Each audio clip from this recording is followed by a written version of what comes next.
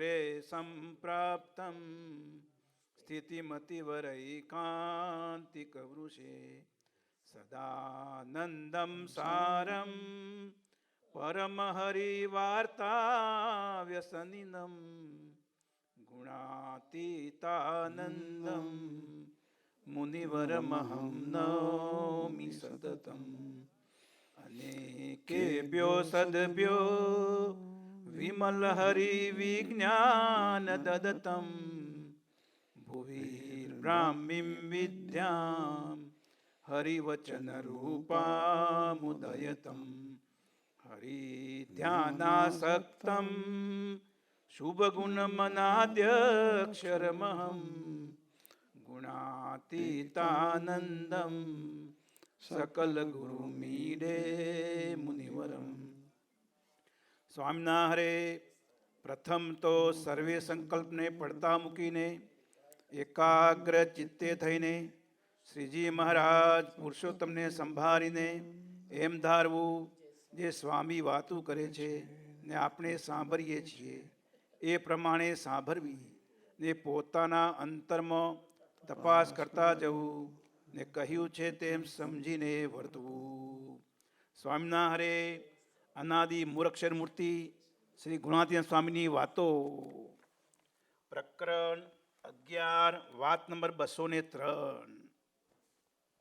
સ્વામિના હરે સ્વામીએ વાત કરી સમયા ઉત્સવ થાય છે તે મોહી મોહી સુરતપણું વધે તે સારું છે અને તેથી જ મહારાજે સૌ સાધુ હરિજનને એક સ્તરે ભેરા થવું ને કથા વાર્તા કરવી ને એકબીજાની ખોટ ટાળવી ને ધર્મામૃત નિષ્કામ શુદ્ધિ ને શિક્ષાપત્રીમાં ફેર પડેલ હોય તેને સત્સંગમાં કુસંગ હોય તેને ઉપદેશ દઈ સુધારવા અને કોઈ રીતે સત્સંગમાં નભે તેવા સારા સાધુના સમાગમમાં આવે તે માટે અને મૂળ અજ્ઞાન જાય ને પ્રગટ ભગવાન ને પ્રગટ સાધુને વિશે નિરંતર નિર્દોષ બુદ્ધિ રહે ને તેથી જીવનું પરમ કલ્યાણ થાય છે.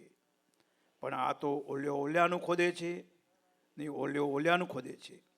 માટે પંચ વિષય ને દેહાભિમાન એ બેવાનો આપનું સુરતપણું રહેવા દે એવા નથી ને પક્ષપાત થાય છે. તેનું મૂળ તો પંચ વિષય છે.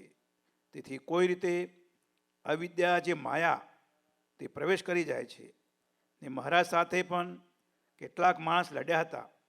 તેનું કારણ દેહાભિમાન પંચ વિષય ને પક્ષપાત છે અને તેને કરીને આ સાધુનો ને ભગવાનનો પણ અવગુણ આવે. માટે હવે લડે પાર નહીં આવે એ તો ખમે જ પાર પડશે ને ગરીબ દાવે સુખ થશે. માટે ગરીબ થઈને સાધુ રહી ભગવાન ભજી લેવા અને મોક્ષ સુધારી લેવો. સ્વામિના હરે સ્વામીની વાતો. પ્રકરણ 11 વાત નંબર 245. Chapter 11 talk number 245.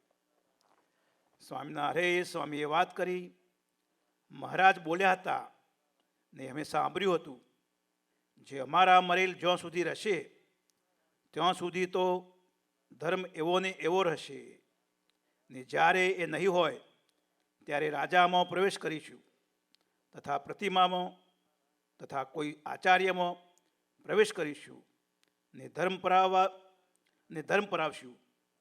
તે ઉપર બોલ્યા છે યદા યદા હિ ધર્મસ્ય ગ્લાનિર્ભવતી ભારત અભ્યુત્થાનમ ધર્મસ્ય તદાત્મનમ સૃજામ્યહમ. કેમ જે આ સંપ્રદાય બાંધ્યો છે તે આ બ્રહ્માંડ રહેશે ત્યાં સુધી ચાલવાનો છે ને અમે પણ અરજી નાખી છે જે ગયે રાજા જેવો રાજા ને રઘુવીરજી મહારાજ જેવા બે આચાર્ય કરો તો પરમેશ્વર ભજવાનું સુખ આવશે, નહીં તો પાપી ભગવાન ભજવા નહીં દે.